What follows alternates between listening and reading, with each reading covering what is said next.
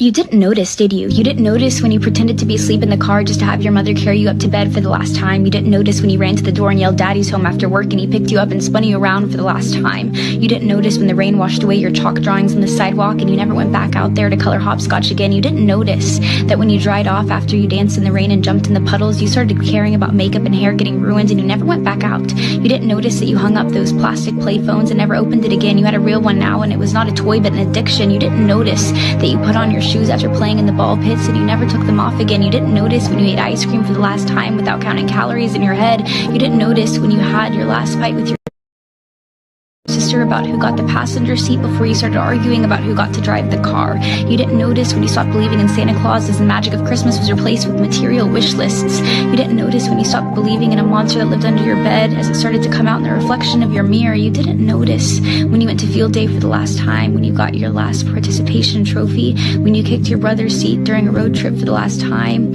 when you had your last play date with your Barbies, when you had your last Disney movie night with your family. You didn't notice that grandparents don't last forever. You didn't notice that your childhood cat wasn't eternal. You didn't notice your parents are growing up too. You didn't notice it, do you?